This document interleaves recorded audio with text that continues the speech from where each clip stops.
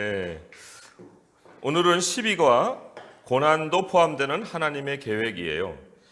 신학적 주제 한 목소리로 읽어볼까요? 128페이지 시작. 우리 삶을 주관하시는 하나님은 고난과 불의를 통해서도 우리를 향한 하나님의 계획을 이루십니다. 네. 오늘 포인트 2를 보시면 계획하시는 하나님을 신뢰하십시오. 그게 신학적 주제의 하나님의 계획에 해당되죠. 그리고 준비시키시는 하나님을 신뢰하십시오. 그게 바로 고난과 불의를 통해서에 해당이 되고요. 그다음에 이제 포인트 3, 보이지 않는 중에 임하시는 하나님을 신뢰하십시오. 그게 우리 삶을 주관하시는 하나님 이렇게 돼요. 그래서 3, 2, 1 이래 되죠. 제가 도입부를 읽어보겠습니다. 하나님은 우리가 원하거나 필요하다고 생각하는 것은 무엇이든 주시는 램프의 요정 지니와 같은 존재가 아닙니다. 그러나 많은 그리스도인이 믿음을 충분히 갖고 하나님께 순종하기만 하면 하나님이 자신의 꿈을 이루게 해주시고 재정적 어려움을 해결해 주시고 배우자를 주시고 암을 치료해 주실 것이라고 믿습니다. 그러나 하나님을 사람들의 순종에 고난 없는 삶으로 보상해 주시는 협상가로 믿는 것은 믿음에 해롭습니다. 하나님은 흥정의 달인이 아닙니다. 하나님을 그렇게 보는 사람들은 예상하지 못했던 고난을 겪으면 좌절합니다. 그리고 상황이 자기 뜻대로 되지 않으면 하나님을 비난하고 떠납니다. 질문을 볼까요? 하나님을 위해 좋은 일을 해서 순조롭고 풍요한 삶을 보상받으려고 했던 적이 있습니까? 이런 거예요. 결국 하나님을 위해서 좋은 일이라고 하지만 이 질문의 이제 대지를 암시하는 내용을 생각하자면은 하나님을 위한다고 하면서 결국 나를 위한 일, 그렇죠? 그래서 그게 이제 자기의 유익이 아마도 목표가 되는 그런 일을 했을 거예요. 그렇게 해서 이제 뭔가 보상받으려고 했던 것인데 여기 순조롭고 풍요로운 삶이라는 게 거꾸로 말하면 고난 없는 삶이거든요. 그래서 고난이 좀 내게 없기를 위해서 먼저 선제적으로 하나님께 이제 좋은 일을 한 거예요.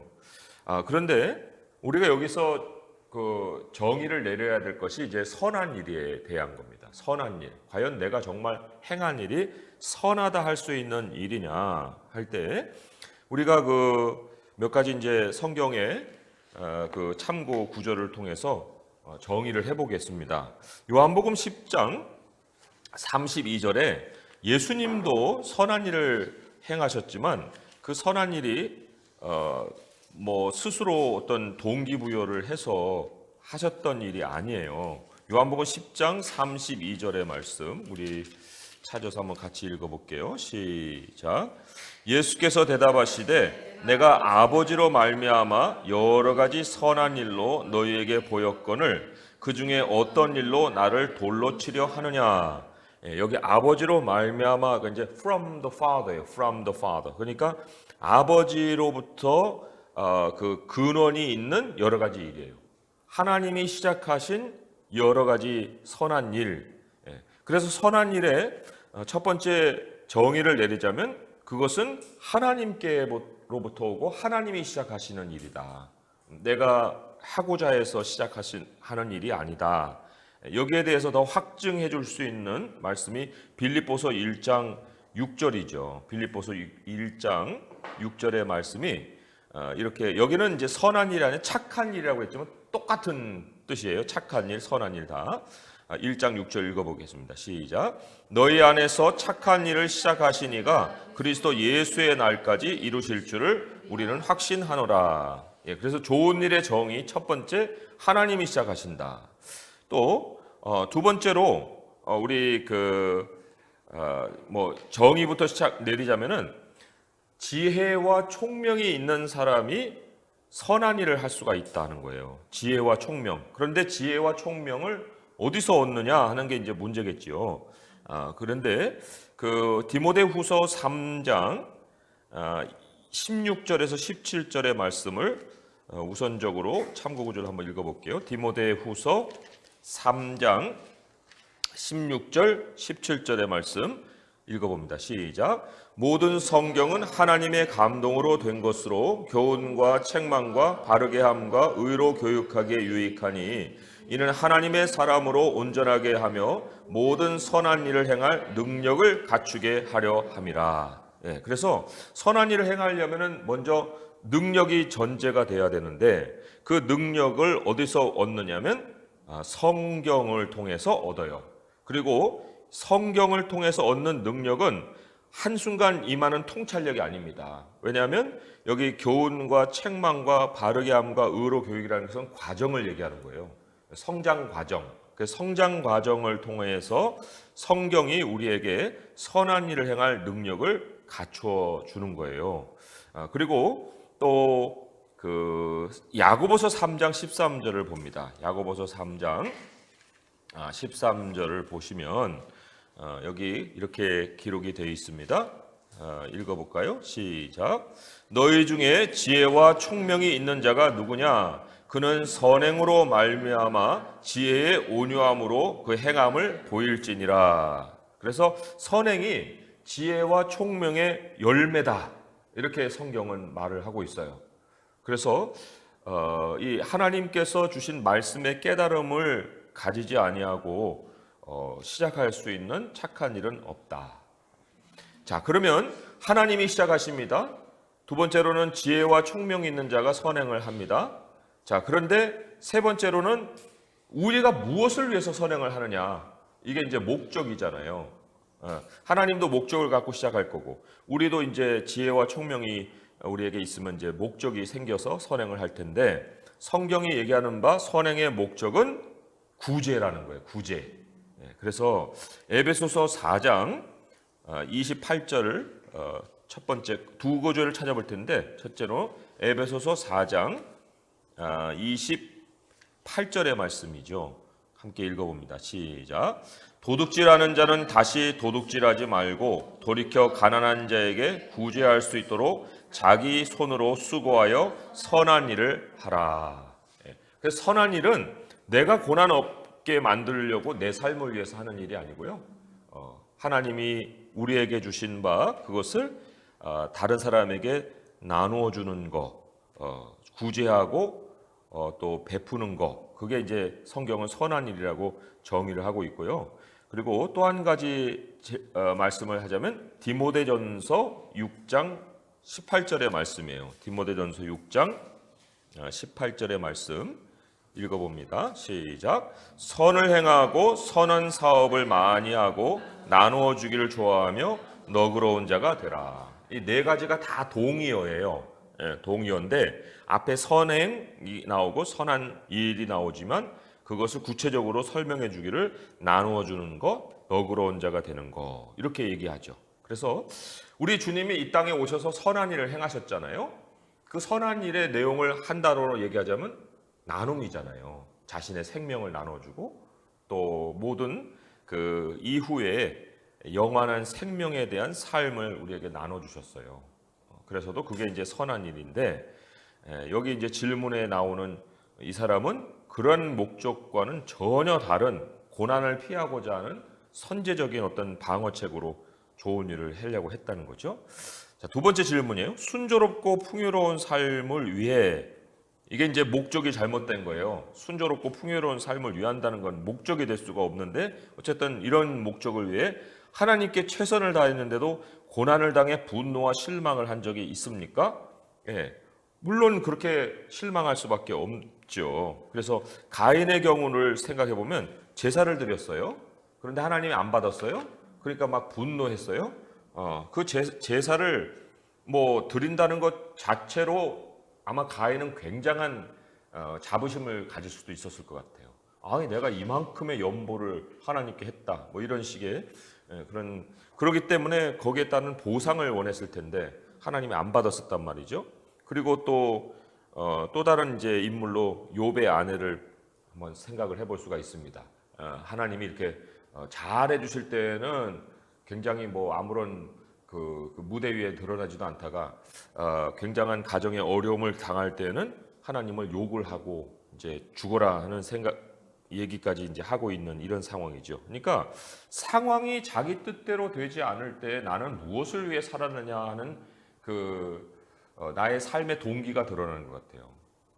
내가 여태까지 무엇을 위해 살았길래 이러한 상황을 맞았느냐 하는 이제 그런 어떤 여러 가지 그 불만들이 결국은 나의 삶에 다른 목적을 가지고 살았다는 증거가 되겠죠. 시편 73편에 한번 말씀을 우리가 참고해서 읽어볼 필요가 있어요. 시편 73편 13절에서 15절의 말씀이에요. 13절에서 15절 말씀, 시편 73편입니다. 읽어보겠습니다. 시작. 내가 내 마음을 깨끗하게 하며 내 손을 씻어 무죄하다 한 것이 실로 헛되도다. 나는 종일 재난을 당하며 아침마다 징벌을 받았도다. 내가 만일 스스로 이르기를 내가 그들처럼 말하리라 하였더라면 나는 주의 아들들의 세대에 대하여 악행을 행하였으리다. 여기 그들처럼 말하리라 한 거는 이제 세상을 따라가자는 거예요. 나 잘못 살았어. 나 정말 깨끗하게 살려고 노력했는데 맨날 재난을 당하니 이제 나는 세상처럼 말하고 살고 싶어. 이런 이제 욕망이 드는 거예요. 그런데 만약에 세상처럼 말하리라, 그들처럼 시스템 속에 살아가리라 했다고 하면 어떤 결과를 낳았을까요? 하나님의 아들들의 세대에 대해서 악행을 했겠죠. 왜냐하면 이거 아니면 저거거든요. 그런데 하나님을 따르는 데에서는 행복이 없으니 이쪽에 가서 살고자 했단 말이에요. 근데 이쪽에서 살게 되면 결과적으로 저쪽에 대해서 악을 행할 수밖에 없는, 이게 이제 굉장한 갈등 상황을 보여주고 있어요. 그런데 여기 이제 시편 13편을 쭉 읽어보면 아시겠지만은 성전에 들어가서 그 세상의 종말을 깨달았다는 말이 나오죠. 17절에. 그래서 그걸 통해서 이제 결론을 얻어가는 이런 시편이 있습니다. 73편을 꼭 한번 읽어보시기 바라요. 자, 그러면 여기 그 결론 부분, 요약되는 부분을 첫 문장은 제가 읽고 두 번째 이번 세션에서는 같이 한번 읽어볼게요. 성경은 하나님을 잘 믿으면 고통 없는 삶을 살게 될 것이라고 말하지 않습니다. 우리는 타락한 세상에서 살고 있기 때문에 고난은 불가피합니다. 때로는 의인이 고난을 받고 악인이 번성합니다. 그러나 하나님을 신뢰하는 자는 고난 속에서도 결코 혼자가 아님을 성경을 통해 알 수 있습니다. 하나님은 고난의 순간도 사용하셔서 자신의 선하신 목적과 계획을 이루십니다. 함께 읽습니다. 이번 세션에서 우리는 하나님이 요셉의 고난을 통해 구원 계획을 어떻게 성취해 나가시는지를 볼 것입니다. 이것으로 하나님이 우리를 대신한 예수님의 고난을 통해 이 세상을 어떻게 구원하실지를 미리 알 수 있습니다. 하나님이 우리 삶의 역경을 사용하셔서 구원 계획을 이루시는 분이라는 사실은 그리스도인에게 기쁜 소식입니다. 우리는 이 사실을 신뢰해야 합니다. 그랬어요. 한 가지 코멘트를 드리면은 이게 악인이 번성합니다. 세 번째 줄에 있잖아요. 세 번째 줄에 악인이 번성한다 그러는데 그게 결과적으로는 이제 세상 시스템에 순응하면은 그렇게 될 수 있어요. 세상 시스템에 순응하면. 그런데 하나님은 그러한 세상 시스템에도 불구하고 자신의 선하신 목적과 계획을 이루신다고 했잖아요. 그러니까 그 시스템은 시스템이 있지만 그러나 그 모든 세상 일의 성취는 하나님께 있어요. 그런데 우리는 일의 성취는 시스템 안에 있다고 생각하는 거예요. 그러니까 시스템을 벗어나면은 거기에는 인생이 멸망하고 불행이 있고 이렇게 생각하거든요. 그런데 그리스도인의 형통함이라고 하는 것은 뭐냐면 하나님이 성취하시는 일에 같이 동참하는 거에 있어요. 그래서 이게 좀 어려운 말일 수 있어요. 아니, 시스템을 벗어나서도 어떻게 하나님의 성취에 동참할 수 있을까? 이게 이제 오늘 배우고자 하는 말씀의 핵심입니다. 오늘날도 지금 경제적으로 상당히 어려웠다고 사람들 얘기하잖아요. 그리고 이제 점점 그것이 다가오고 있다. 그것은 너무나도 자명한 사실이다. 여기에서 회복되기보다는 이제 어려운 여러 가지 상황을 우리는 반드시 거칠 수밖에 없다. 이렇게 이제 사람들이 얘기를 하는데 그렇다고 하면은 이제 우리도 생존 싸움을 해야 된단 말이에요. 여기 있다고 나는 편안하다 할 수 없는 것이 우리의 환경이 조여들기 시작하면 결국은 그게 우리에게도 여파가 있거든요. 그러면 우리의 뚫고 나갈 수 있는 그 피할 길, 하나님이 우리에게 주시는 피할 길은 어디에 있을까? 그런데 사실 어려움은 시스템 안으로 찾아오는 거예요. 하나님은 어려울 때나 또 형통할 때나 그 이루시는 일에는 변함이 없어요. 그래서 어려움이 시스템 안에 들어온다고 해서 시스템 안에서 해결책을 찾으려고 할 것이 아니라 언제나 항시적으로 당신의 하시는 일을 우리에게 가르쳐 주시는 그 하나님의 길, 그거를 우리가 이제 오늘 이 말씀에서 배워야 앞으로 다가올 세대에도 우리의 삶에 피할 길을 발견할 수가 있다. 그 이제 요셉이 바로 그런 아주 대표적인 예예요. 요셉. 시스템에 어려움이 왔잖아요. 어서 오세요. 시스템에 어려움이 왔잖아요. 애굽 전체가 이 어떤 기근이라고 하는 그걸 통해서 상당한 어려움을 겪잖아요. 그런데 요셉은 사실 시스템 안에서 준비된 사람이 아니에요. 시스템 밖에서 하나님이 준비시킨 사람인데 오히려 하나님이 준비시킨 사람을 통해서 시스템까지도 회복을 맞는 이러한 그 결과를 얻지 않습니까? 그래서 우리 개개인들이 이제 뭐 은퇴를 앞두고 있는 사람, 취업을 앞두고 있는 사람, 뭐 여러 가지 이제 뭐 공부하는 학생, 그런데 다 개별적인 어떤 생존을 생각을 합니다. 그리고 이제 A라는 거, B라는 거, C라는 거 이렇게 생각을 해내요. 그런데 성경의 예를 보자면 이분들 고민 다 그렇게 중요치가 않아요. 왜? 이 ABC를 뛰어넘는 슈퍼 맨이라고 하면 좀 비성경적이니까 하나님이 예비해 놓으신 요셉이라는 한 인물을 통해서 A도 길이 아니고 B도 길이 아니고 C도 길이 아닌 전체가 살아날 수 있는 생존의 길을 열어주시는 거예요. 그러니까 하나님이 행하시는 일은 사람이 행하는 것과 생각과 다르다고 하듯이 여기 있는 우리 몇 사람의 어떤 생활을 우리 각자가 고민한다고 생각해봐요. 그러면 해답이라는 것은 너무나도 어려워요. 어떻게 살아갈지 몰라요. 그런데 우리가 아닌 또 다른 인물을 통해서 우리 여기 있는 사람들의 모든 살 길이 한꺼번에 열릴 수도 있는 거예요. 그러니까 하나님이 우리에게 원하시는 삶이라는 것은 나의 미래를 염려하고 고민하고 대책을 세우는 것이라기보다는 그날 하나님이 주시는 삶에 대한 만족과 감사와 그리고 또 우리가 하나님께 맡기는 어떤 기도의 삶, 이제 이런 것들을 오히려 더 소중하게 여길 필요가 있다. 그런 거죠. 자, 그러면 이제 포인트 1, 2, 3을 차례로 보겠습니다. 계획하시는 하나님을 신뢰하십시오. 하나님이 요셉에 대해 어떤 계획을 계시하시는지 창세기 37장을 읽어보십시오. 자, 왼쪽에 계신 분, 세 분, 우리 박신영 자매까지 세 분 읽어주세요. 시작.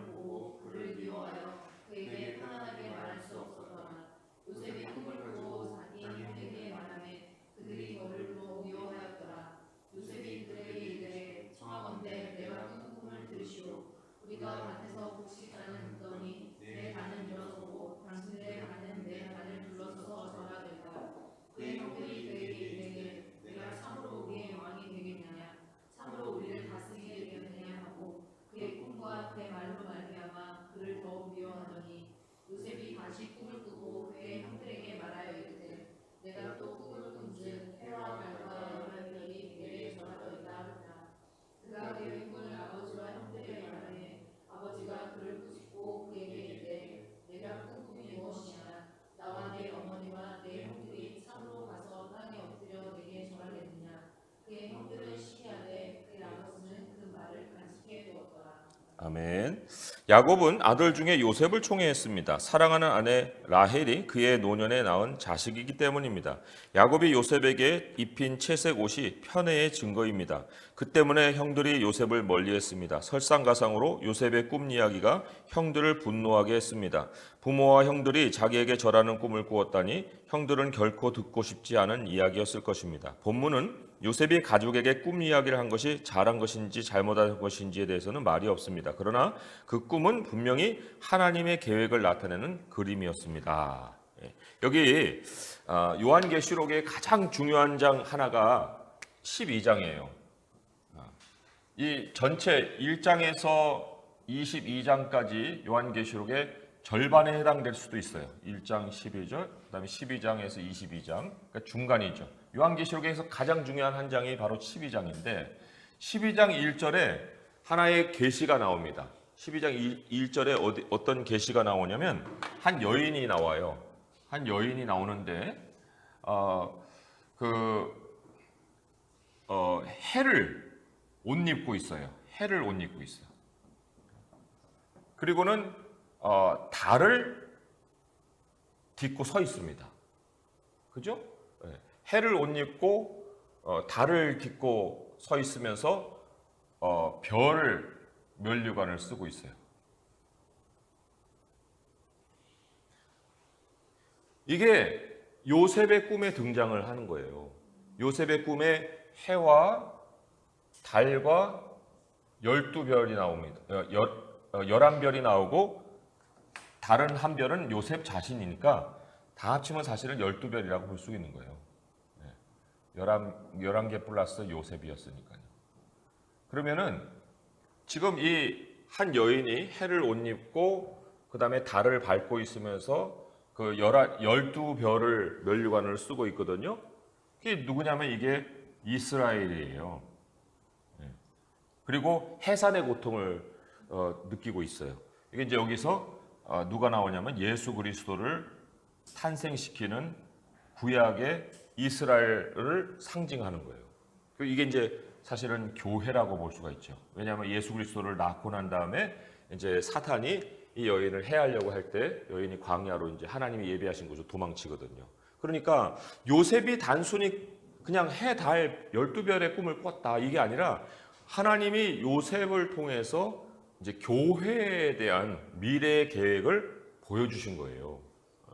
이스라엘의 형성 그리고 그 이후에 이제 계속 지속이 될 이스라엘의 영광 이런 것들을 이제 하나님이 보여주신 건데 이제 그거를 이 순간에 이 꿈을 꾼 요셉도 모르고 형들은 더더군다나 그러고 이 아버지도 네가 뭐요?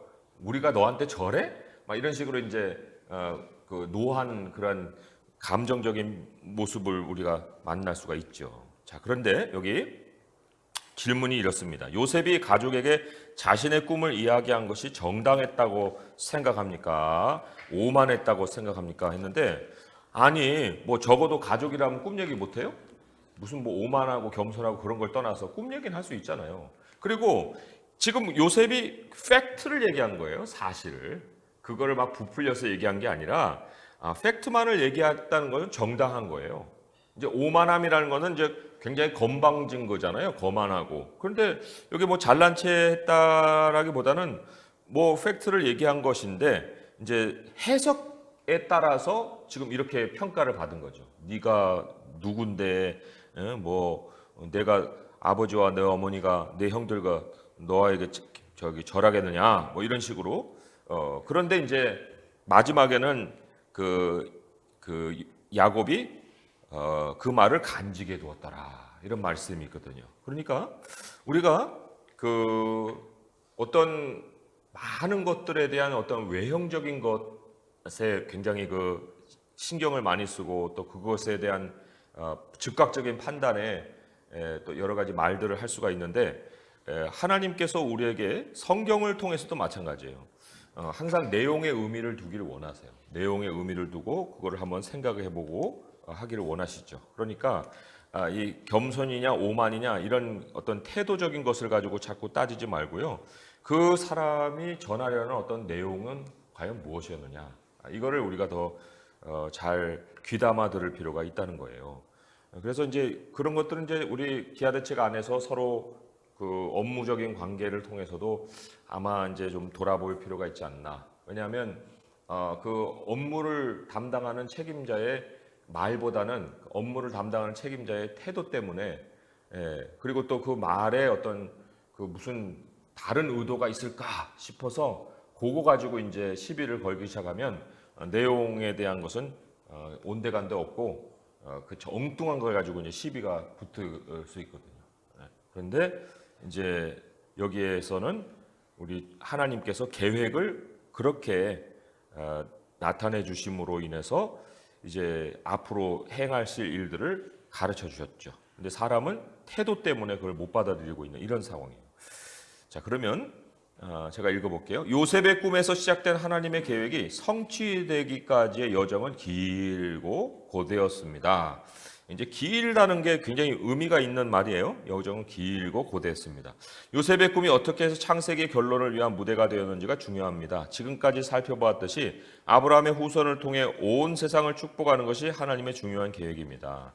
요셉의 꿈은 창세기 말미에서 하나님의 계획 가운데 열매를 맺습니다. 요셉이 형들과 아버지보다 높아지는 것을 통해 하나님은 이스라엘뿐 아니라 주변 민족까지 구원하시려는 계획을 실현하실 것입니다. 그래서 개인의 역사와 구속사가 서로 연결돼 있어요. 그죠? 우리는 큰 역사의 한 퍼즐과도 같은 존재라고 할 수가 있습니다. 요셉이 곤란을 겪었지만 하나님은 그가 겪은 어려운 상황을 사용하셔서 그를 높이시고 그의 가족을 다른 많은 사람과 함께 구원하셨습니다. 하나님은 요셉의 꿈을 통해 그 계획에 대한 그림을 가족에게 그려주셨습니다. 요셉의 형들이 그 계획을 마음에 들어하지 않는 것은 당연합니다. 그러나 그들은 훗날 그 꿈이야말로 하나님이 그들을 기근과 죽음에서 구원하시는 한 방법이었음을 깨닫게 될 것입니다. 자, 이게 이제 설교의 역할이라고 볼 수가 있어요. 설교는 여기에서는 이제 꿈에 해당되는 것 같고, 그리고는 이제 듣는 회중에게는 이것이 말로가 아니고 이제 그림으로 이렇게 상상으로 그려지게끔 하는 거예요. 설교의 목적이라고 할 때. 그래서 이 로이 존스 목사님은 이 상상을 Holy Imagination이라고 했어요. 그러니까 하나님의 말씀은 그 사람에게 글로 남겨지는 것이 아니라 그림으로 남겨지고 상상을 일으킨다. 그래서 하나님의 계획이 그 사람에게 문자로 새겨지는 것 이상으로 그림으로 그려져서 그것을 바라보게 하신다. 이제 그런 어떤 의미에서 홀리 이미지네이션이라는 말을 썼거든요. 그러니까 하나님이 우리에게 주시는 말씀은 요셉의 꿈과 똑같아요. 그래서 이 꿈을 그냥 팩트로만 받을 것이 아니라 그 꿈을 가지고 요셉은 모든 그 고난을 겪었다고 볼 수 있는 거예요. 요셉에게 뭐 성경책이 있어요. 뭐 우리처럼 무슨 성경 공부 교재가 있어요. 무슨 책이 있어요. 아무것도 없어요. 요셉이 그 13년의 세월을 거의 13년이죠. 13년의 세월을 견뎌낼 수 있었던 것은 이 두 번의 꿈이에요. 이 두 번의 꿈. 그리고 그 꿈을 통해서 이제 매번 자기를 도우시는 하나님을 체험했을 뿐인데 이제 그것이 바로 요셉을 굉장한 그런 위치로 올려주는 계기가 되는 거죠. 그래서 계시가 고난을 이기게 한다라고 결론을 내릴 수 있는 말이 거의 박스에 있는 존 웨슬리의 말입니다. 그 존 웨슬리의 말을 한번 읽어볼까요? 시작. 요셉이 엄청난 고난을 앞두고 있습니다. 그래서 하나님이 언젠가 그를 높여주실 것이라는 꿈을 미리 주셨습니다. 그것이 그를 지지하고 위로해 줄 것이기 때문입니다. 그래서 하나님이 고난을 앞둔 우리에게 먼저 주실 것이 있다면 그거는 계시예요. 피할 길보다는 계시를 먼저 주시고 그 계시가 우리의 고난을 이기게 해주신다. 그렇게 정리를 해볼 수 있어요. 질문, 하나님의 계획을 받아들이기보다 다른 사람의 삶에서 일하시는 하나님의 손길을 보고 부러워했던 적은 있습니까? 그런 거죠. 뭐 왜 나는 이렇게 고생하고 저 사람은 저렇게 하나님이 참 여러 가지 은혜를 베풀어 주실까? 이제 그런 고민을 할 수 있는데 받아들이지 못하는 이유는 아까 처음에 도입부에서 우리가 생각해 봤듯이 내가 그려가는 그림에는 고난이 없다. 이거예요. 내가 그려가는 그림에는 고난이 없기를 바란다. 그거예요. 그리고 또 하나는 아까 길다란 그 말을 염두에 두라고 했는데 긴 여정을 못 받아들여요. 긴 여정을 받아들이지 못해요. 하나님은 항상 하나님의 계획을 장기간에 걸쳐서 이루시려고 하는데 그 장기간의 기간을 받아들이지 못할 뿐만 아니라 고난도 없는 삶에 대한 그림을 자꾸 그려가니까 이중으로 못 받아들이는 거예요. 그러면 다른 사람들의 삶에서 일하는 하나님의 손길은 왜 부러워해요? 그 사람에게도 똑같이 하나님이 긴 여정을 통해서 역사를 하는 거거든요. 그런데 우리가 부분만 보니까 그런 거예요. 그 현재만 보니까. 그러나 그 사람에게 물어보세요. 당신이 항상 편하지? 딴 데 가서 얘기하세요. 그러지. 왜요? 아니 편하긴 뭘 편해. 그동안에 겪어온 일들도 있고 앞으로에 대한 삶에 대한 여러 가지 참 염려도 있는 그런 상황 중에 오늘을 그래도 조금은 낫게 산다는 것 뿐인데 그런 것을 가지고 부분만 부러워할 수는 없지 않습니까? 그러니까 우리가 어떤 상황을 받아들이지 못하는 태도부터 고쳐가야 됩니다. 모든 것이 합력해서 선을 이룬다는 그 말은 그 말 그 자체로 모든 거예요. 모든 거. 원하든 원치 않든 모든 것이 합력해서 플러스 돼 갖고 선을 이루는 거지. 요거는 싫어. 요것도 싫어. 요런 거 빼줘. 요것만 합쳐서 선이야. 이렇게는 할 수가 없는 거예요. 그러니까 우리 하나님의 행하시는 일들을 우리가 먼저 이 요셉을 통해서 좀 보고 그리고 내 삶도 하나님은 그런 식으로 인도를 해 가시는구나 하는 걸 확인을 해볼 수 있습니다. 자, 뒤에 페이지 질문을 보겠습니다. 다른 사람이 또한 반대로 이제 하나님의 사명을 감당하는 모습이 부러워서 내가 그 일을 한다면 어떤 결과가 나올까 그랬습니다. 사실 이 사도행전에 이제 마술사 시몬이 나오거든요.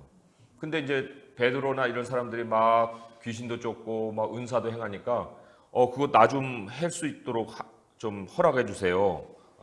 굉장히 안수하는 권능을 부러워했던 것 같아요. 그죠? 그랬을 때 베드로가 뭐라고 합니까? 뭐라고 그래요? 베드로가? 사도행전 8장을 한번 보세요. 사도행전 8장에 18절에서 19절의 말씀. 그런 거 부러워했다가는 이렇게 된다. 이렇게 말을 하죠. 사도행전 8장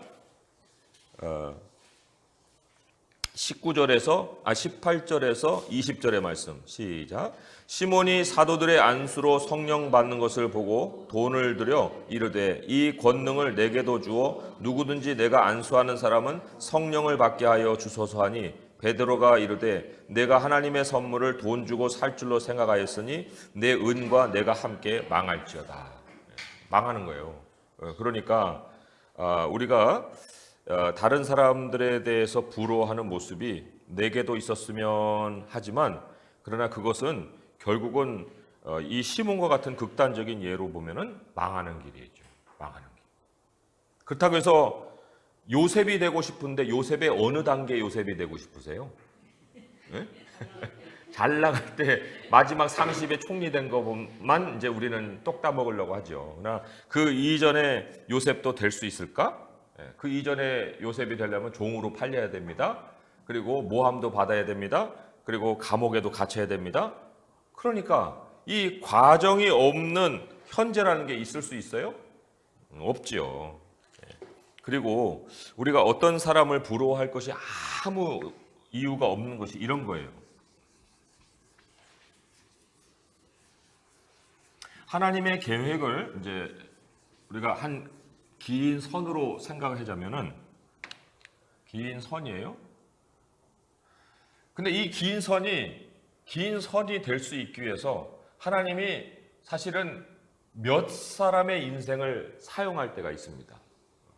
A라는 인생, B라는 인생, C라는 인생을 사용하시는 거예요. 그러면은 요 긴 곡선을 이런 식으로도 우리가 그려볼 수가 있어요.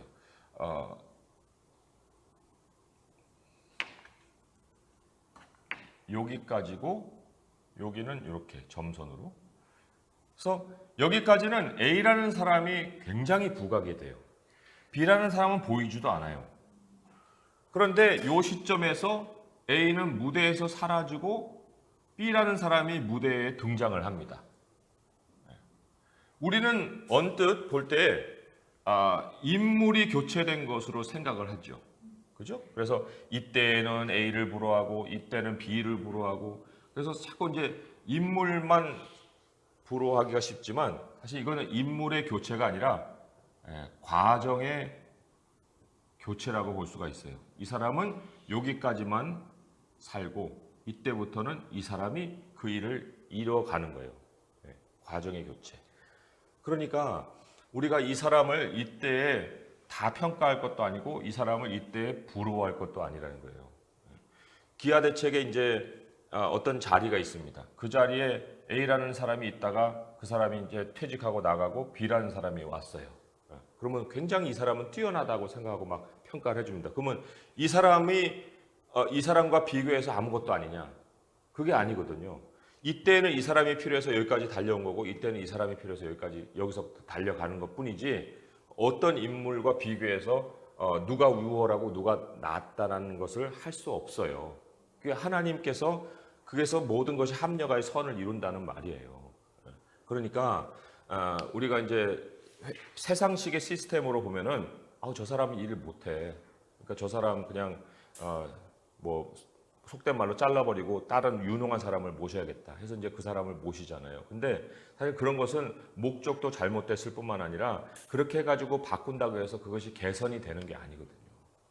그러니까 하나님께서 사용하시는 어떤 일에 대해서 우리가 사람들을 사용할 때에는 하나님이 그 사람을 그때 거기에 그 자리에 두신 이유가 있다는 이 전제를 가지고 항상 모든 일을 행할 필요가 있죠. 그리고 그 사람에게 충분한 기회를 줄 필요가 있고 그리고 그 사람에게 하나님이 맡기신 것에 대한 것은 충성을 또 요구하시니까 그래서 우리의 평가 기준은 어떤 그 세상이 생각하는 것과는 좀 달라야 될 필요가 있습니다. 그리고 이 사람이 그러한 일을 잘 못해 그러니까 무능이야라가 아니라 이 사람이 여기에서 행해야 될 사명은 다 한 것 같아. 그러니까 이 사람이 다른 데로 옮겨가고 또 다른 사람이 와서 어떤 이 사람이 행하지 못한 그 부분을 메울 수 있도록 이렇게 어떤 진행을 할 필요가 있다는 거죠. 그랬을 때 여기에 요셉이라고 하는 것은 사실 결국은 하나님이 이 시점을 놓고서 계속 준비시켜 오신 거예요. 그리고 이 시점까지의 어떤 그런 결과에 대해서 나타난 거를 이제 요셉이 이어가게끔 이렇게 한 거죠. 그러니까 기근이 어떤 준비되고 있는데 그런데 그때 이제 그 꿈을 통해서 7년 후에 올 기근을 미리 준비하게 하시는 하나님의 손길 그런 것이 인생 초반부터 펼쳐지고 있는 것을 볼 수가 있습니다. 요셉이 왜 고자질 잘했잖아요, 그죠? 그래가지고 저 사람은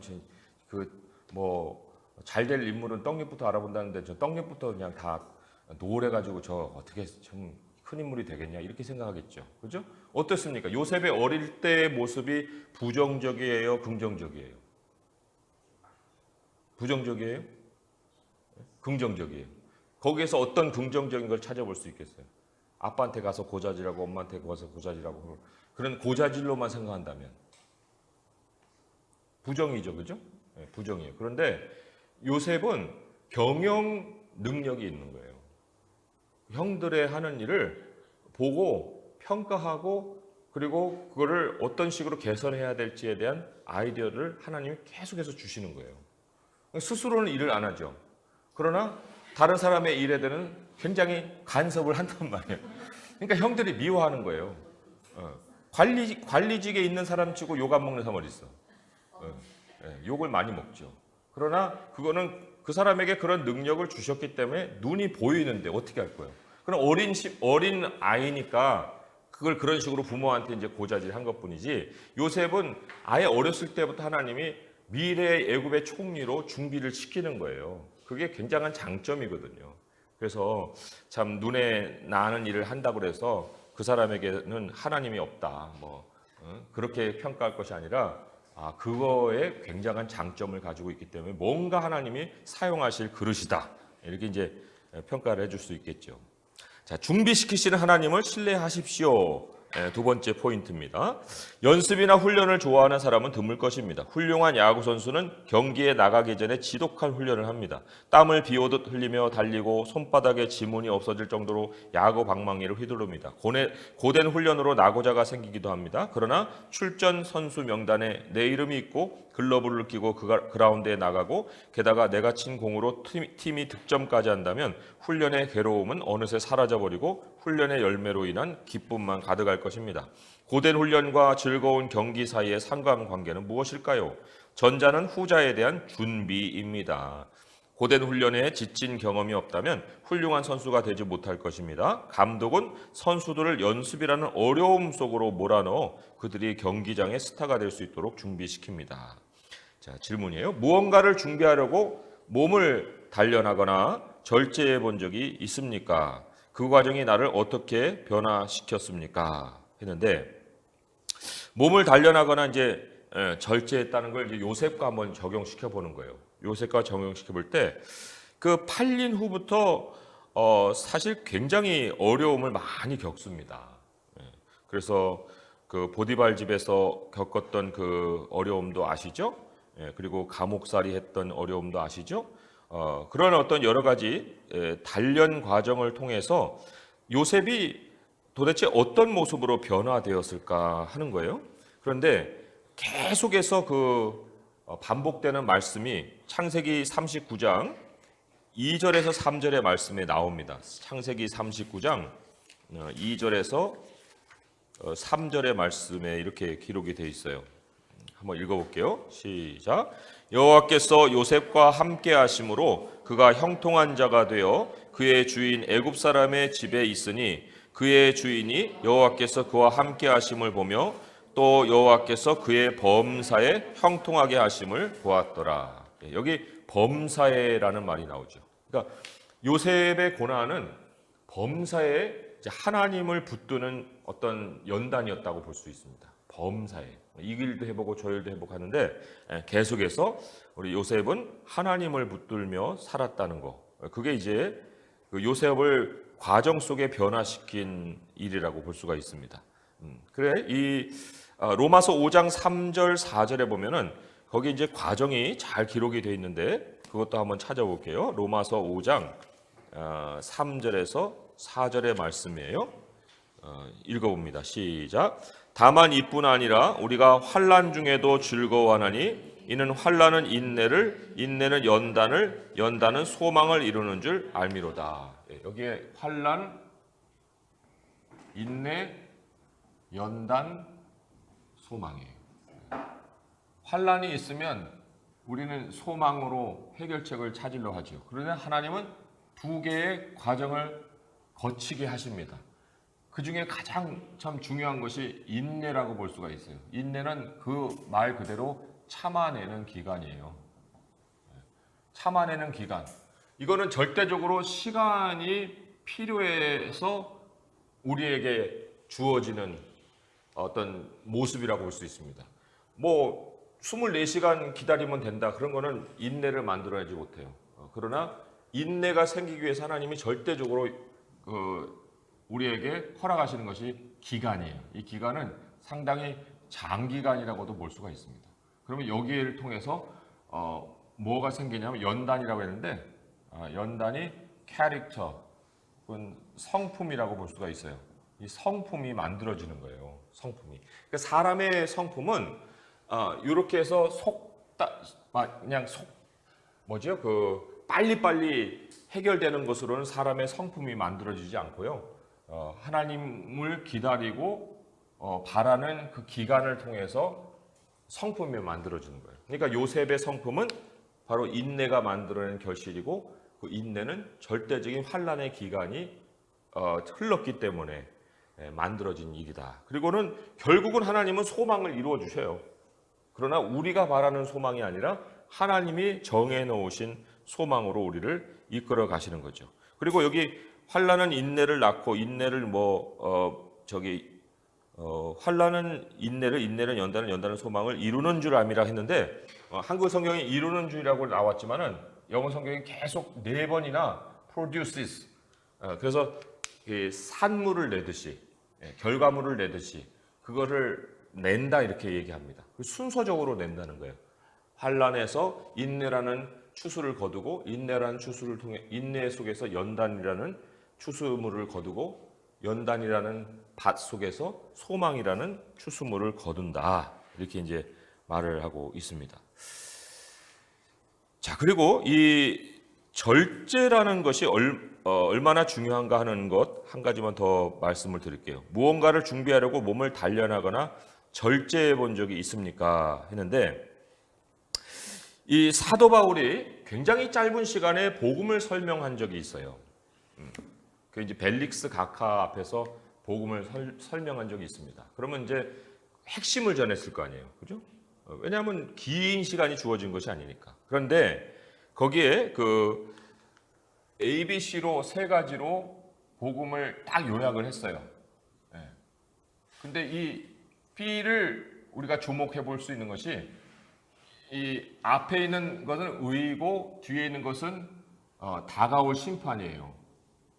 그러니까 내용상으로 이 의는 하나님과 연결이니까 시작이고 다가올 심판은 마지막이잖아요. 그러면 요 가운데 오는 것은 의에서 다가올 심판으로 그 가는 과정을 한 단어로 요약한 거 아니겠어요? 그죠? 논리적으로 그렇게 나오잖아요. 그런데 이 B에 뭐가 등장하느냐? 절제가 등장한다. 그 말씀이 어디냐면은 24장, 사도행전 24장 25절에 나옵니다. 사도행전 24장 25절의 말씀. 사도행전 24장 25절 같이 한번 읽어볼게요. 시작. 바울이 의와 절제와 장차 오는 심판을 강론하니 벨릭스가 두려워하여 대답하되 지금은 가라. 내가 틈이 있으면 너를 부르리라 하고. 이 절제가 이제 그 셀프 컨트롤이잖아요. 셀프 컨트롤. 자기 통제라고 볼 수가 있습니다. 자기 통제. 하나님께서 크리스천 라이프에 그 기대하시는 열매가 바로 이 절제예요. 우리 그리스도인 삶의 모든 것이라고 할 수 있는 한 단어가 있다면 바로 절제라고 할 수가 있습니다. 절제. 그러니까 자기를 절제하지 못하는 사람은 아직은 많은 연단을 받아야 될 그런 이유가 있는 사람이죠. 고린도전서 9장 25절의 말씀 한번 보겠습니다. 고린도전서 2장 25절의 말씀 읽어볼게요. 시작. 이기기를 다투는 자마다 모든 일에 절제하나니 그들은 썩을 승리자의 관을 얻고자 하되 우리는 썩지 아니할 것을 얻고자 하노라. 고린도전서 2장 25절의 말씀. 이기기를 다투는 자마다 모든 일에 절제한다는 거예요. 우리 여기 운동선수 얘기했잖아요, 지금. 운동선수 막 출전 명단에 이름이 있기까지 얼마나 많은 야구방망이에 휘둘렀겠습니까? 그거가 뭐냐면 절제 훈련이에요. 사실 기술 훈련인 것 같지만 기술 훈련이 아니고 절제 훈련이었다고 볼 수 있어요. 고린도전서 9장 25절이죠. 그래서 또 하나 참고 구절 디모데후서 2장 5절. 디모데후서 2장 5절. 한번 또 읽어봅니다. 디모데후서 2장 5절에 보면은 경계하는 자가 법대로 경계하지 아니하면 승리자의 관을 얻지 못할 것이요. 여기 이제 법대로가 나오죠. 법대로라는 것이 바로 이 절제를 만들어내는 틀이에요.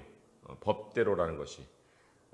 그러니까 어떤 틀도 없는 그 어떤 자기에게 맡겨진 어떤 상상의 어떤 그 상황을 만들어서 절제하라는 것이 아니고 하나님이 우리에게 딱 보여주시는 어떤 길, 법 이것 안에서 이제 훈련받고 절제하는 거예요.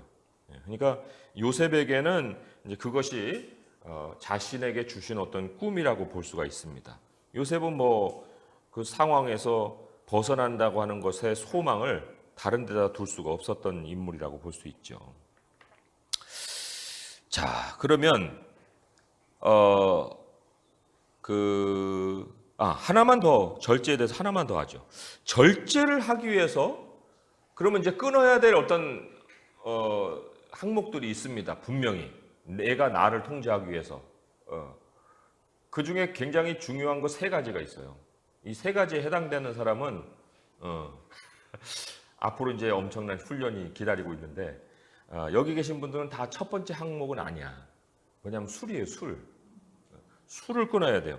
왜 이게 중요하냐면 디모데전서 3장 1절에서 13절에 그 교회의 일꾼을 세우는 기준이 쭉 나와요. 디모데전서 3장 1절에서 13절의 말씀인데요. 거기에 보면은 이제 그 감독의 직분도 나오고요.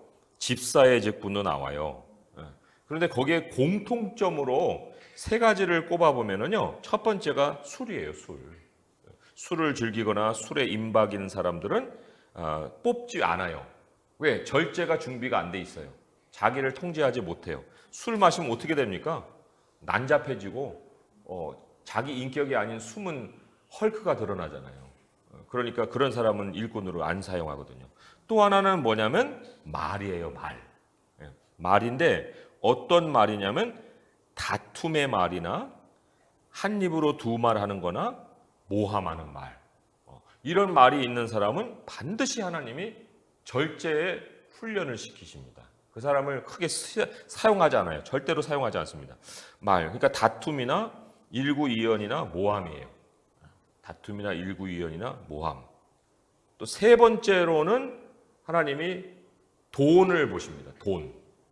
그러니까 술, 말, 돈인데 돈도 그냥 돈이 아니에요. 돈은 사실 중립적인 거잖아요.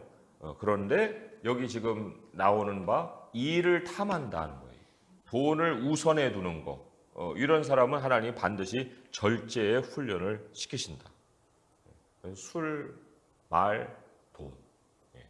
이게 그리스도인이 그 다음에 장성한 분량으로 가기 위해서 이제 그 하나님이 절제하게 하시는 연단의 모습이라고 볼 수 있습니다. 자, 그러면 두 번째 질문. 그 경험이 인격에도 적용될 수 있을까요? 당연히 인격에 적용이 되죠. 아까 연단이 캐릭터라고 그랬잖아요.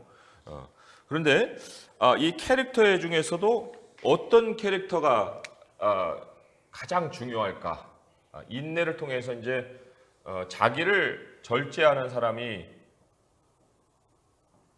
절제하는 모습을 가지게 되는데 이 절제한다라고 하는 것의 표시가 뭐냐 이거예요. 표시가 그냥 얼굴이 빡 굳어져 갖고 그러면 그 사람 절제하는 거야? 저 사람 정말 대단히 참고 있어. 근데 언제 폭발할지 몰라. 그러니까 옆에 가지 마. 이런 사람은 절제하고 있는 게 아니에요. 절제하는 사람에게서 나타나는 아주 공통적인 그런 표시가 있습니다. 그게 이제 베드로전서 4장 12절에서 14절의 말씀을 한번 참고를 해볼 필요가 있습니다. 베드로전서 4장 12절에서 14절의 말씀 읽어볼게요. 시작. 사랑하는 자들아 너희를 연단하려고 오는 불시험을 이상한 일 당하는 것 같이 이상히 여기지 말고 오히려 너희가 그리스도의 고난에 참여하는 것으로 즐거워하라. 이는 그의 영광을 나타내실 때에 너희로 즐거워하고 기뻐하게 하려 함이라. 너희가 그리스도의 이름으로 치욕을 당하면 복 있는 자로다. 영광의 영 곧 하나님의 영이 너희 위에 계심이라. 여기 이제 두 가지를 우리에게 소개를 하고 있는데 먼저는 외부적으로 하나님이 고난을 겪게 하시는 힘이 마지막 14절에 읽은 것처럼 하나님의 영이 너희 위에 계신다 하는 그 주님이 우리와 함께 해주시는 모습을 여기에 암시하고 있습니다. 그죠? 하나님이 우리와 함께 해요. 함께 하시기 때문에 그 사람에게서 나타나는 절제의 모습이 13절의 즐거움이라고 나오고 있습니다. 즐거움. 그러니까 이상한 평강이에요. 이상한 평강. 세상의 눈으로 볼 때 굉장히 기괴한 어떤 이해할 수 없는 평강의 모습이라고 할 수가 있습니다. 그러니까 울면서도 기뻐할 수 있는 모습이라고 볼 수 있어요. 울면서도 기뻐하는 거. 그러니까 우리가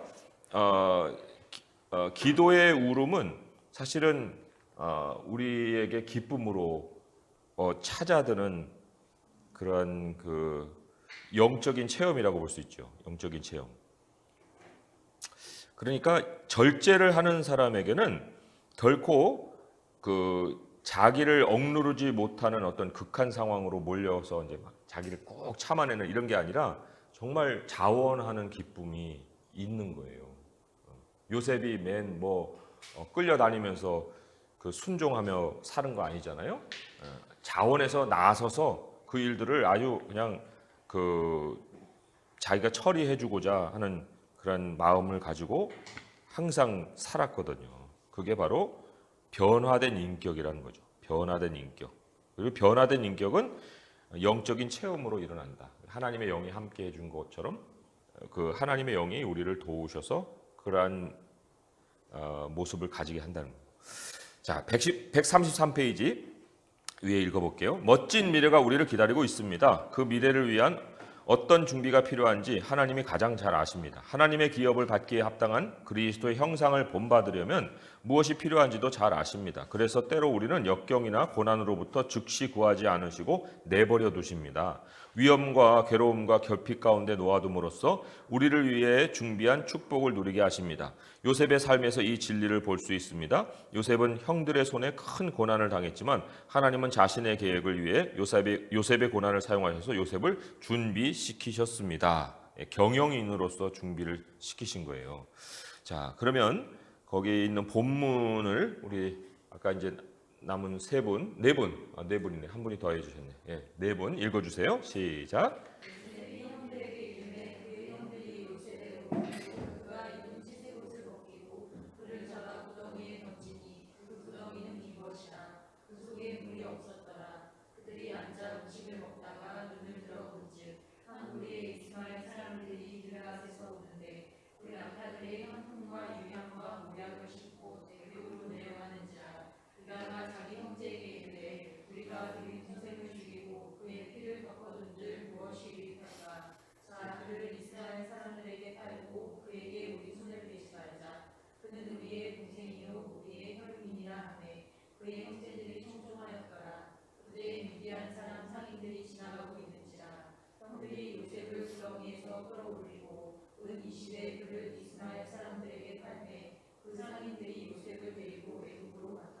예, 아멘. 이 극악무도한 배신과 불의는 하나님의 계획을 이루기 위한 과정의 일부였습니다. 하나님의 계획은 단지 이스라엘만 아니라 세상을 구원하는 것입니다. 요셉이 당한 거절과 고난은 하나님의 계획을 성취하기 위한 수단이었습니다. 요셉은 가장 가까운 가족에게 배신을 당했습니다. 형제들에게 배신당한 요셉은 노예가 되어 애굽으로 팔려갔지만 하나님은 이 모든 사건을 통해 요셉을 준비시키셨습니다. 요셉을 내쳤던 가족뿐 아니라 다른 사람들까지도 구원하게 하셨습니다. 자, 내가 직면한 고난들, 여기 이제 환경이나 상황을 한번 생각해 보세요. 미래의 도전과 축복을 감당할 수 있도록 나를 준비시키고 있습니까? 했는데 우리가 당할 수 있는 여러 가지 그 고난의 종류를 써놓은 그 성경의 말씀이 있어요. 그게 그 히브리서 말씀인데 그 히브리서 말씀에 있는 것 한번 좀 몇 가지 보고요. 그리고 이 질문을 한번 보도록 하죠. 히브리서 10장의 말씀인데 히브리서 10장 그 32절 33절 4절까지 한번 보겠습니다. 32절부터 34절까지 시작. 전날에 너희가 빚을 받은 후에 고난의 큰 싸움을 견디어낸 것을 생각하라. 혹은 비방과 환난으로서 사람에게 구경거리가 되고 혹은 이런 형편에 있는 자들과 사귀는 자가 되었으니 너희가 갇힌 자를 동정하고 너희 소유를 빼앗기는 것도 기쁘게 당한 것은 더 낫고 영구한 소유가 있는 줄 알미라. 여기에 두 가지 대표적인 고난을 우리에게 말을 하고 있습니다. 첫째는 사람들에게 구경거리가 되는 고난이에요. 두 번째로는 그 재산을 잃어버리는 고난입니다. 너희 소유를 빼앗겼다. 지난번 로마서 강의 제가 말씀드렸잖아요. 글라디오 황제 때 49년에 모든 유대인들은 로마를 떠나라. 그래서 쫓겨나왔어요. 모든 재산을 다 놔두고 보집만 짓고 나왔죠. 그게 이제 거기에 브리스길라와 아굴라가 속해서 나오지 않습니까? 그래 이제 돌아다니는 중에 바울을 만나거든요. 그 사람들이 어떤 경우에 해당되냐면 너희 소유를 빼앗기는 거예요. 그런데 그것을 여기도 뭐라고 얘기합니까? 기쁘게 당했다 했죠. 기쁨이 뭐 때문에 나오는 거예요? 절제 때문에 나오는 거예요. 셀프 컨트롤 때문에. 여러분들 이 상황에 모든 재산을 다 두고 예를 들면 이제 베트남 같이 보트 피플이 돼서 떠나야 되는 그 상황을 우리는 어떻게 받아들일 수 있을까? 그런 걸 한번 상상을 해보는 거죠. 그럴 때 이 환경이나 상황은 그거보다 훨씬 더 여러 가지 것들을 얘기할 수가 있을 텐데 아무튼 여기에 비방과 환난이라고 하는 것이 결국 여기에 얘기하는 배신과 거절이에요.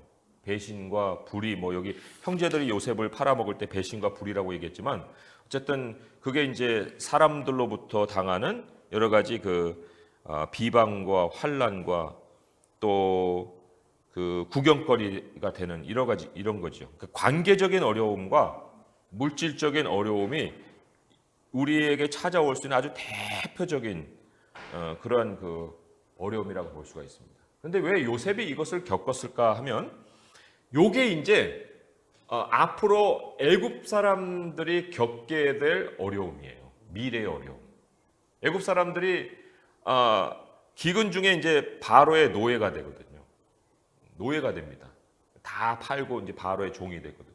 그런데 이 요셉이 노예가 되는 게 뭐냐라는 것을 미리 겪는 거예요.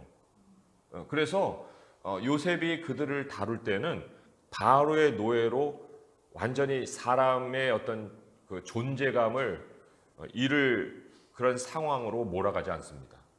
상당히 자존감을 가지고 바로를 섬기게끔 해줘요.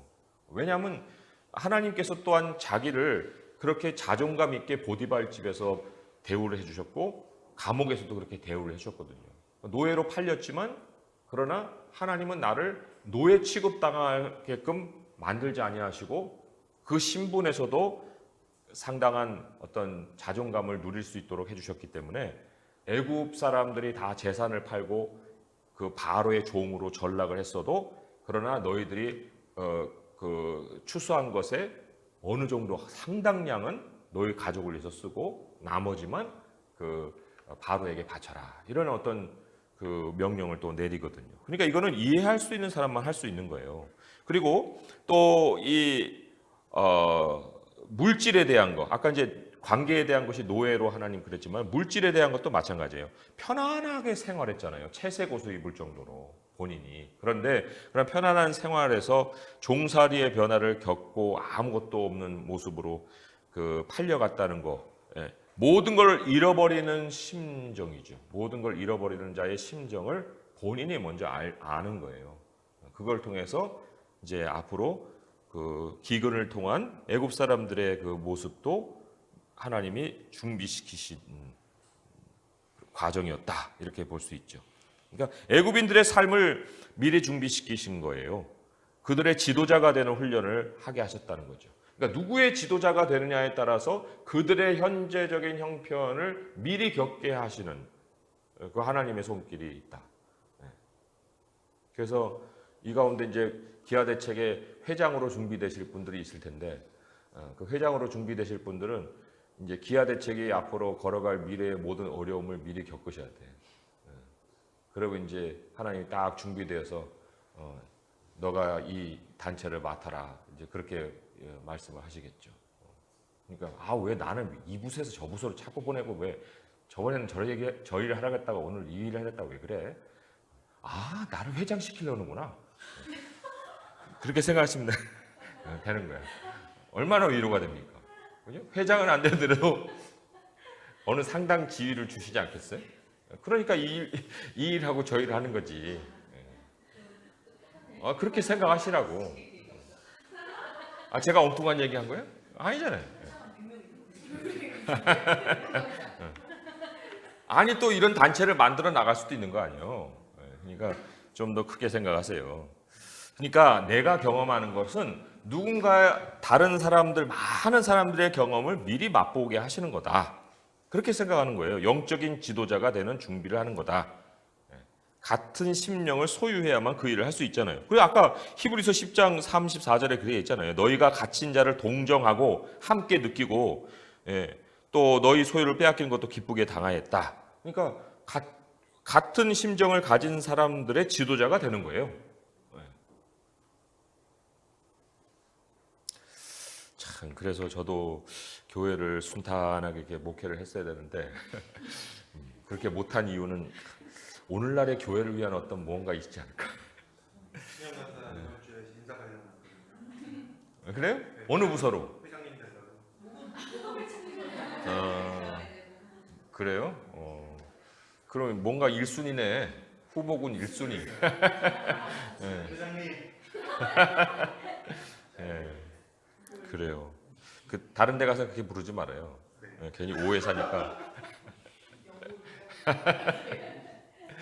예.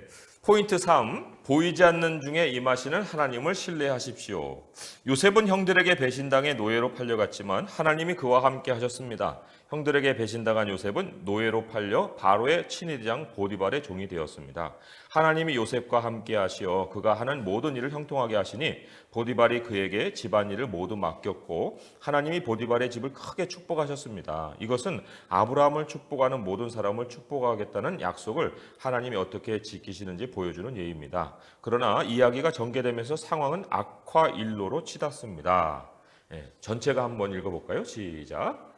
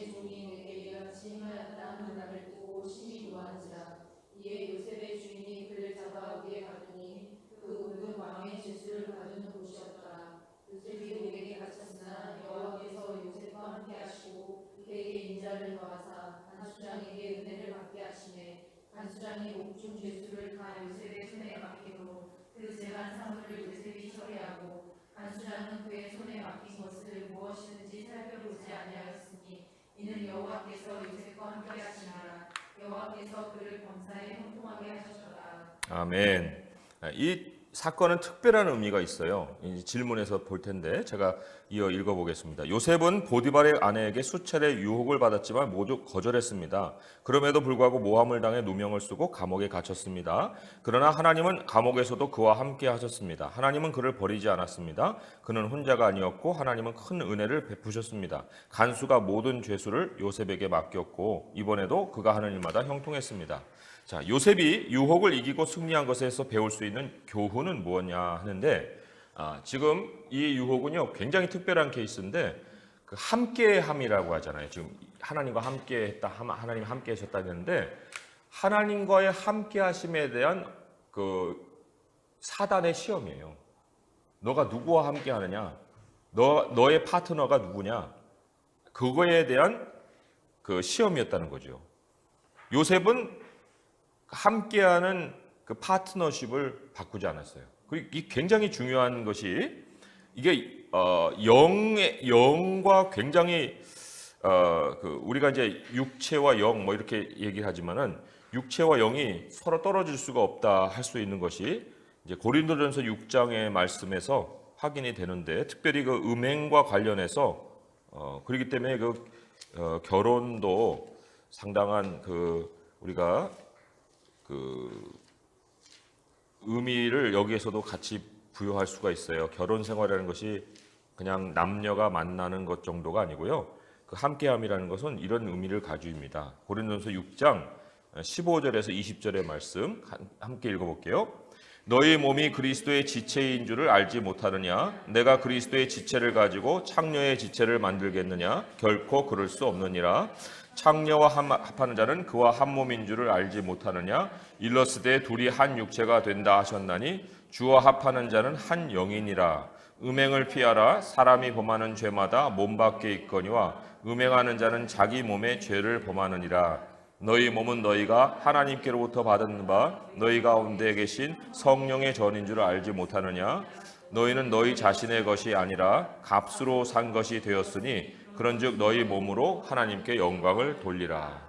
지난번에 한번 제가 설명을 드렸을 거예요. 그죠? 사람이 있습니다. 그런데 우리는 그리스도의 지체라고 얘기하잖아요. 그리고 그리스도는 우리의 머리라고 얘기합니다. 그런데 이게 이제 연합함이에요, 연합. 그리고 이 머리와 지체가 만나서 한 영이다, 이렇게 성경은 얘기합니다. 그런데 만약에 우리가 머리를 바꾸면, 이제 머리가 그리스도가 아니고 여기서 얘기하는 창기로 바뀌게 되면 이것은 창기의 지체가 된다는 거예요. 그러면 그리스도가 머리라는 것은 모든 걸 지시하는 거잖아요. 모든 걸 주관하시는 걸 얘기합니다. 근데 만약에 그 결혼 밖에 관계를 가지게 되면 그 사람이 나의 머리가 되는 거예요. 내가 창기의 지체가 되는 거예요. 그러니까 이 사람 하자는 대로 다 따라해 줘야 되는 거예요. 더 이상 풀려나올 수가 없어요. 그리고 이게 한 영이다 그랬습니다. 이게 영적인 일이다. 육체로만 영향이 끝나는 게 아니라 영적인 연합으로 가버리는 거기 때문에 이게 상당히 심각한 죄다는 거죠. 심각한 죄다.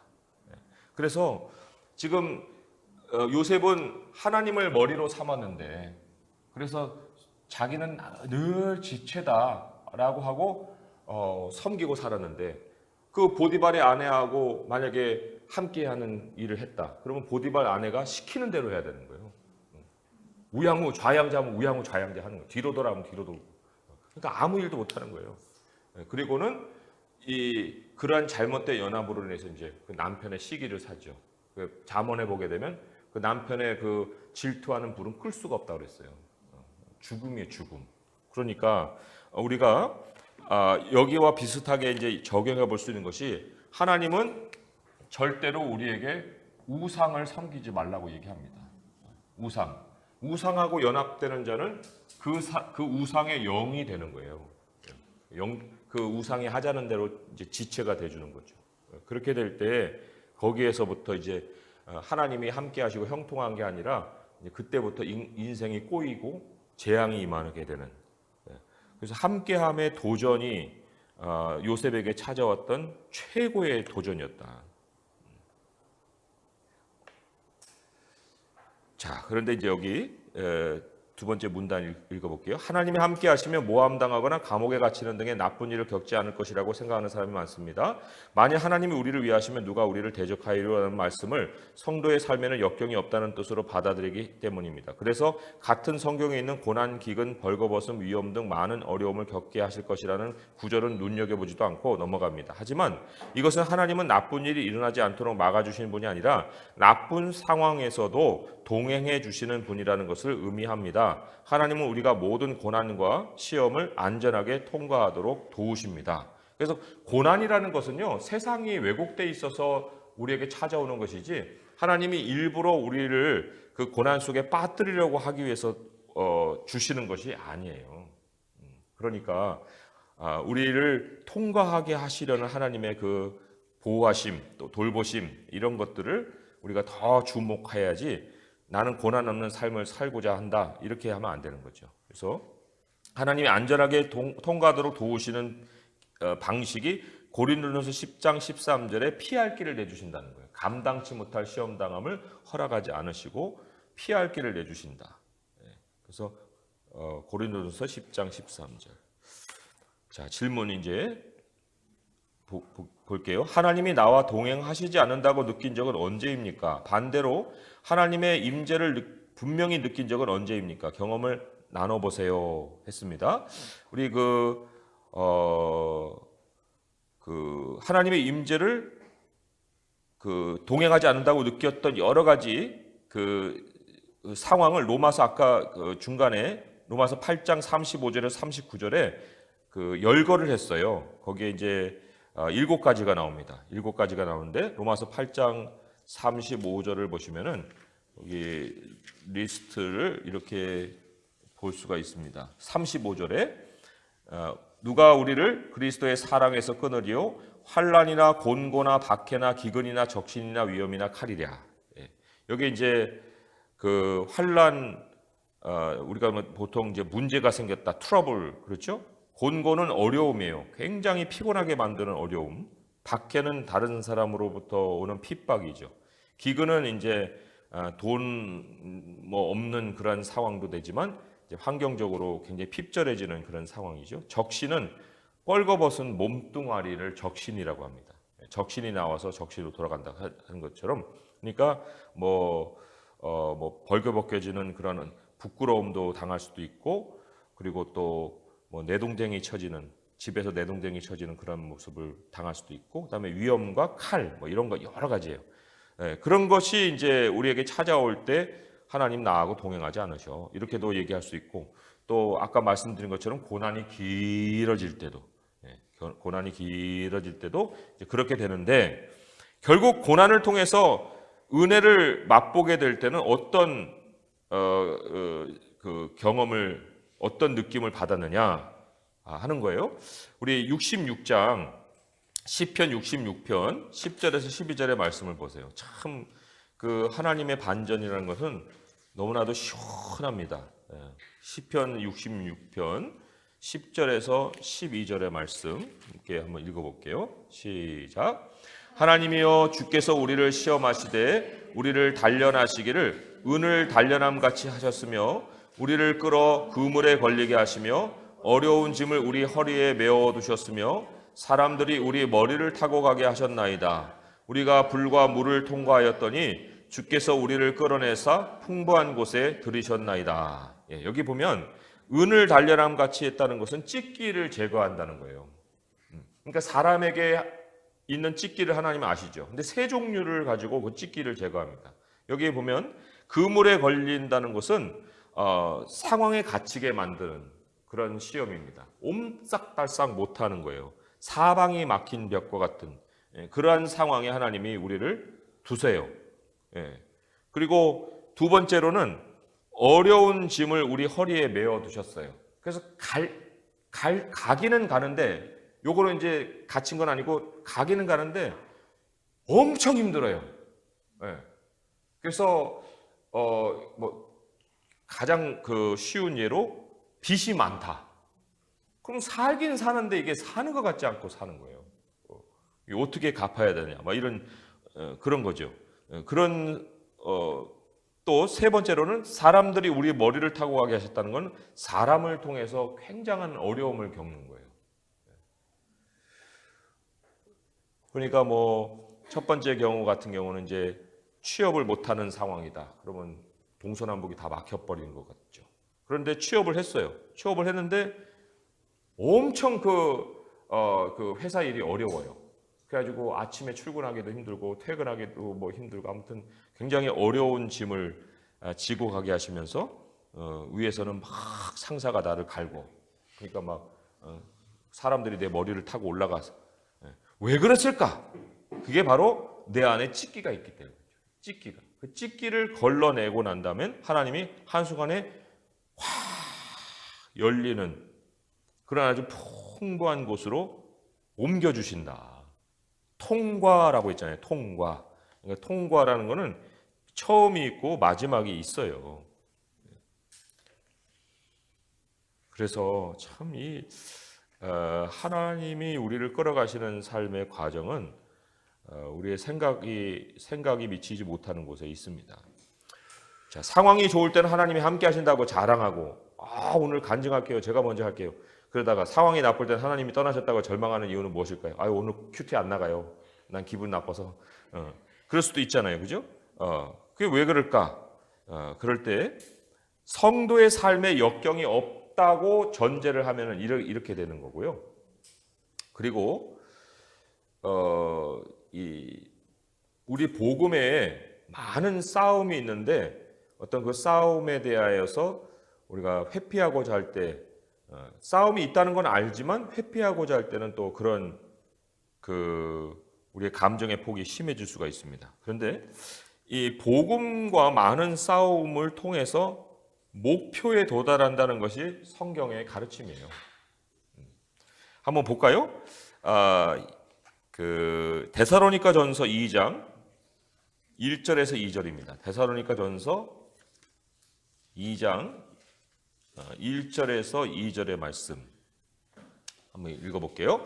형제들아, 우리가 너희 가운데 들어간 것이 헛되지 않은 줄을 너희가 친히 아나니, 너희가 아는 바와 같이 우리가 먼저 빌립보에서 고난과 능욕을 당하였으나 우리 하나님을 힘입어 많은 싸움 중에 하나님의 복음을 너희에게 전하였노라. 맞아요. 데살로니가로 가는 과정 속에 빌립보에서 고난과 능욕을 당한 일이 있었습니다. 그런데 그 당한 것을 통해서 복음이 데살로니가로 전파가 될 수 있었다.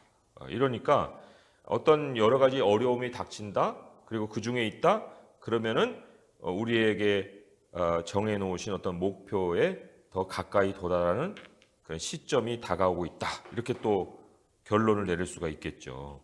하나를 더 찾아볼까요? 히브리서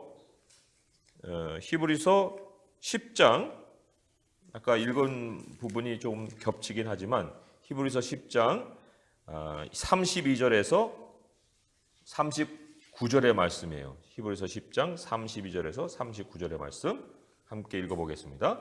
전날에 너희가 빚을 받은 후에 고난의 큰 싸움을 견디어낸 것을 생각하라. 혹은 비방과 환난으로서 사람에게 구경거리가 되고 혹은 이런 형편에 있는 자들과 사귀는 자가 되었으니 너희가 갇힌 자를 동정하고 너희 소유를 빼앗기는 것도 기쁘게 당한 것은 더 낫고 영구한 소유가 있는 줄 알미라. 그러므로 너희 담대함을 버리지 말라. 이것이 큰 상을 얻게 하느니라. 너희에게 인내가 필요함은 너희가 하나님의 뜻을 행한 후에 약속하신 것을 받기 위함이라. 잠깐 후면 오실 이가 오시리니 지체하지 아니하시리라. 나의 의인은 믿음으로 말미암아 살리라. 또한 뒤로 물러가면 내 마음이 그를 기뻐하지 아니하리라 하셨느니라. 우리는 뒤로 물러가 멸망할 자가 아니오 오직 영혼을 구원함에 이르는 믿음을 가진 자니라. 그래서 우리에게는 구원에 이르는 그 목표를 하나님이 이루어 주신다 하는 거예요. 자, 계속 읽어볼게요. 요셉은 앞으로 오실 예수님을 예표합니다. 예수님은 배신을 당하시고 죄수로 넘겨지시고 옷이 벗겨지시고 부당한 판결로 죽임을 당하실 것입니다. 그러나 예수님이 거절과 수치를 당하신 것은 이스라엘과 세계를 구원하시려는 하나님의 계획이었습니다. 예수님은 하나님께 버림받은 것 같아 보였고 아버지를 향한 부르짖음은 응답되지 않은 것처럼 보였지만 빈 무덤을 통해 예수님이 혼자가 아니셨다는 사실이 분명히 드러났습니다. 하나님이 자기 아들의 정당성을 입증하신 것입니다. 우리는 요셉의 삶에서 하나님의 구원 계획을 엿볼 수 있습니다. 요셉은 고난당했고 버림받은 것처럼 보였습니다. 그러나 하나님이 요셉과 함께 하셔서 자신의 선하신 계획을 성취하십니다. 요셉은 고난당하는 의인이었고 하나님이 함께 하시는 자였습니다. 그리하여 비록 죄수가 되었지만 성공할 수 있었고 그의 겸손이 그를 높여 결국 이스라엘과 모든 나라를 축복하게 되었습니다. 고난 속에서도 하나님이 함께 하심을 아는 것은 낙심, 우울, 소외 같은 것들과 싸워 이기는 데 도움이 됩니다. 고난 당할 때 붙잡는 말씀이 있습니까? 각자 있죠. 제가 군 생활하면서 붙들었던 말씀 하나를 소개해 드릴게요. 고린도후서 4장 16절에서 18절의 말씀이에요. 고린도후서 4장 16절에서 18절의 말씀 같이 한번 읽어보겠습니다. 시작. 그러므로 우리가 낙심하지 아니하노니 우리의 겉사람은 낡아지나 우리의 속사람은 날로 새로워지도다. 우리가 잠시 받는 환난에 경한 것이 지극히 크고 영원한 영광에 중한 것을 우리에게 이루게 함이니 우리가 주목하는 것은 보이는 것이 아니요 보이지 않는 것이니 보이는 것은 잠깐이요 보이지 않는 것은 영원함이라. 그래서 저도 참 어려운 훈련 기간을 겪었는데 그때 이제 발에 물집이 잡히고 그 물집이 썽이 나서 이제 이 허벅지까지 핏줄이 그 독이 올라왔었거든요.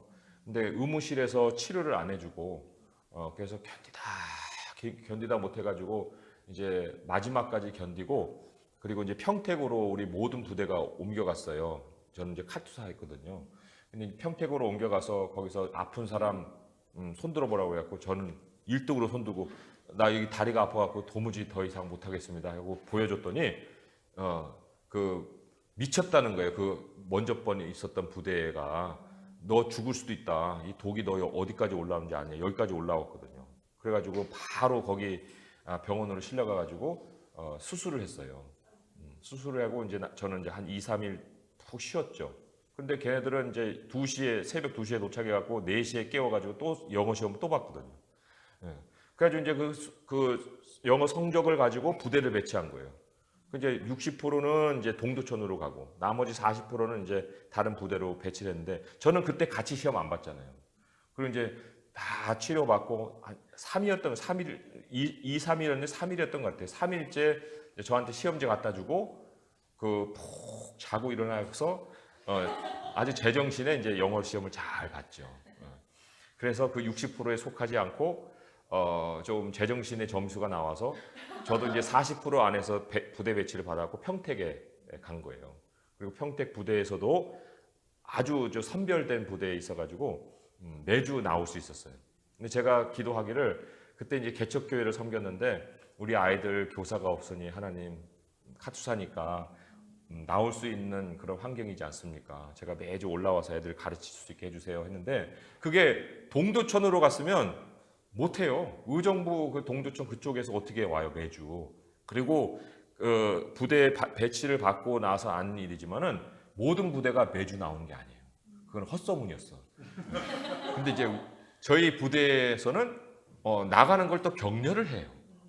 그래가지고 매주 나와서 애들 가르치고 군 생활을 그렇게 했습니다. 근데 이 아플 때는요 죽을 것 같았어요 진짜.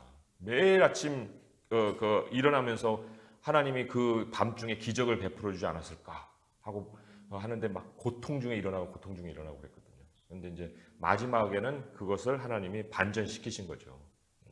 그래서 수술을 하게 하시고 부대를 이제 좋은 데로 보내주셨어요. 그러니까 환난에 경한 것이라고 했잖아요.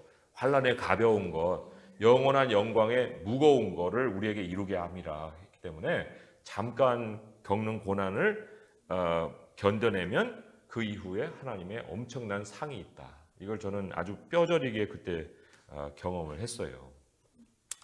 자, 그러면 결론을 함께 읽어보도록 하겠습니다. 우리가 따르는 그리스도는 높임을 받기 전에 고난을 당하셨고 정당성이 입증되기 전에 부당한 대우를 받으셨고 부활 전에 죽임을 당하셨습니다. 예수님은 종이 주인보다 더 크지 못하다라고 말씀하십니다. 만일 왕이 박해를 받는다면 왕을 따르는 우리도 박해를 받을 것입니다. 그러나 결국 세상을 이기고 축복을 받게 될 것입니다. 이 메시지가 두려움과 절망을 줄 수도 있지만 사실 이것은 지상 최고의 소식입니다. 그리스도가 우리를 위해 고난당하고 정당성을 입증받으셨다는 사실 때문에 우리는 고난이 영원하지 않을 것이라는 하나님의 약속을 신뢰할 수 있습니다. 우리는 역경이 무의미하지 않다는 것을 알고 있기 때문에 고통 중에도 소망을 가질 수 있습니다. 왜냐하면 우리는 혼자가 아니라는 것을 알 뿐 아니라 모든 것이 새롭게 될 날이 다가오고 있음을 알기 때문입니다. 그리스도와의 연결 읽어볼게요. 요셉은 부당하게 고난당했지만 후에 명망 있는 자리에 오르게 됩니다. 예수님도 부당하게 고난당하셨지만 부활의 주로 높임을 받으셨습니다. 하나님의 계획, 우리의 사명이에요. 우리는 하나님이 계획을 이루실 것을 신뢰합니다. 하나님은 당신의 일을 방해하는 것처럼 보이는 장애물까지도 사용해 독생자 예수 그리스도를 영화롭게 하시기 때문입니다. 자, 제가 정리해 볼게요. 하나님의 아들 예수님께 영광을 돌리려고 힘쓰는 나를 지탱해 주는 하나님의 약속은 무엇입니까? 뭐 여러 가지 약속이 있겠지만 요셉의 꿈에 해당되는 하나님의 계시가 분명히 있습니다. 요셉의 꿈에 해당되는 하나님의 계시. 그러니까 많은 말씀이 필요한 것 같지만 사실 자신을 붙들어주는 한두 구절의 말씀이 끝까지 나의 인생을 하나님께로 향하게 하시는 게 있어요. 그래서 그런 말씀을 꼭 붙드시길 바라고, 저는 이제 뭐 교회는 진리의 기둥과 터다 이런 말씀이 제가 하나님의 말씀 그대로 이렇게 전하는 일에 엄청난 담대함을 줍니다. 확신을 줍니다. 그래서 교회가 성장해 가는 걸 하나님이 행하시는 일이고 저는 물 주고 씨를 뿌리는 일을 하는 것뿐이다 하는 그런 생각으로 계속 그런 목회를 지금까지 해왔어요. 그런데 그게 이제 앞으로 하나님 어떻게 열매를 거두실지는 하나님만이 아시겠죠. 두 번째로는 결과에 상관없이 옳은 일을 하는 것이 왜 중요한가 할 때, 우리를 위해서 하나님이 준비해 놓으신 축복이 있어요. 그러니까 내가 바라는 결과를 쫓아갈 수는 없죠. 우리 하나님이 원하시는 그 일을 하면 결과는 항상 하나님이 준비한 대로 돼요. 그렇지만 준비 없이, 과정 없이 결과를 주지는 않아요. 그래서 그것은 하나님이 준비해 놓으신 것은 반드시 과정을 거쳐서 주어지기 때문에 우리에게 중요한 것은 결과가 아니라 옳은 일을 하는 과정이다. 그리고 인내와 아까 그 연단이라는 걸 꼭 생각을 해보시기 바라요. 고난 가운데 있는 지체가 있습니까? 그리스도의 몸인 우리가 어떤 역할을 할 수 있을까요? 할 때 하나님이 요셉하고 해줬던 것이 함께함이었듯이 우리도 그와 함께하는 것이 가장 우선적으로 해줄 수 있는 일일 거고요. 또 베드로전서 3장 8절에 보면은 동정함이라는 게 있습니다. 같이 느껴볼 수 있는 거예요. 동정함, 그렇죠? 그리고 읽었던 히브리서 10장 32절에서 34절에 보면 이런 형편에 있는 자들과 사귀는 자가 됐다. 이 사귀는 자도 바로 이 성경의 파트너, 영어 성경 파트너라고 번역이 되더라고요. 파트너가 되어준 사람이, 파트너가 되는 사람이다 이런죠. 그렇죠? 그래서 우리 기아 대체가 안에 이제 일하는 분들이 다 지체들인데 그 지체들 가운데도 어려움을 겪는 사람도 있을 거예요.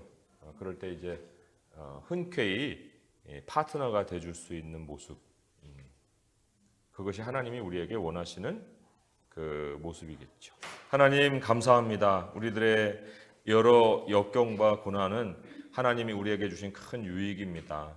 우리 하나님께서 우리 안에 찢기를 다 제거하시고 또 역경을 통해서 우리 안에 또 인품을 주님을 닮는 성품으로 바꾸어 주셔서 우리 아버지께서 맡기시는 여러 일들을 통하여 하나님께 영광 돌릴 수 있게 하여 주실 줄 믿습니다.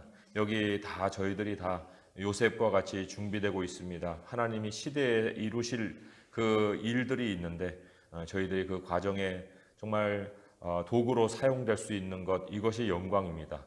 아버지여, 여기에서 우리 한 개인의 세상을 세우고자 하는 것이 아니요 하나님께서 역사 속에 이끌어 오신 구속사를 또 진행시키 가는데 우리가 퍼즐과 같이 사용되는 것만으로도 너무 감사를 드립니다. 아버지, 모든 것은 다 하나님이 다 이루신 줄 믿사오니 우리 아버지께 충성하고 또 하루하루의 삶 속에 우리 주님이 정말 원하시는 그 안식이 있는 삶, 하나님과 동행하는 삶, 그래서 하나님을 즐거워하는 삶을 저희 모두가 살 수 있도록 도와주옵소서.